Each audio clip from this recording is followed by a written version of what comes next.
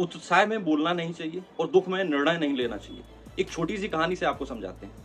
1825 में रूस के प्रथम राजा निकोलस, जिसका विद्रोह किया कुंदराटी ने, कुंदराटी को फांसी की सजा सुनाई गई, फांसी के फंदे पर लटकाया गया। लेकिन हुआ यूं, फांसी का फंदा टूट गया और जैसे ही फांसी का फंदा टूटा, वो समझ गया, कुंदराटी समझ गया कि वो बच जाएगा, क्योंकि उस समय भी फांसी का फंदा अगर टूटता था तो कोई भी हो उसे माफ कर दिया जाता था। जैसे ही फांसी का फंदा टूटा, कुंदराटी ने समझा कि अब मैं बच गया, अब मुझे कोई नहीं मार सकता।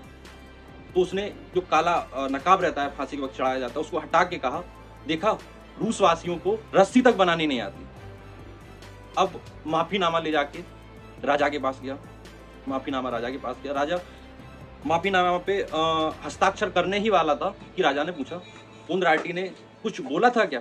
जब रस्सी टूटी तो कुंदराटी ने कुछ कहा, शब्द कहे थे क्या?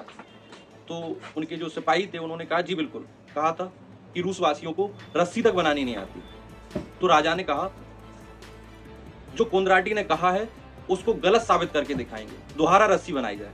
और दोबारा रस्सी बनी और कुंदराटी को फांसी की सजा सुनाई गई। फांसी की सजा तो थी, उसको दोबारा से लटकाया गया और वो मारा गया। इसलिए उत्साह में कभी बोलना नहीं चाहिए और दुख में कभी निर्णय नहीं लेना चाहिए। ये हमने पढ़ा है 48 लॉ ऑफ पावर बुक, जिसको लिखा है रॉबर्ट ग्रीन ने। अभी रॉबर्ट ग्रीन की सीरीज चल रही है, उसी को पढ़ रहा हूँ। अभी the law of human nature पे बोला था, अभी 48 लॉ ऑफ पावर पे बोल रहा हूँ। लेखक रॉबर्ट ग्रीन।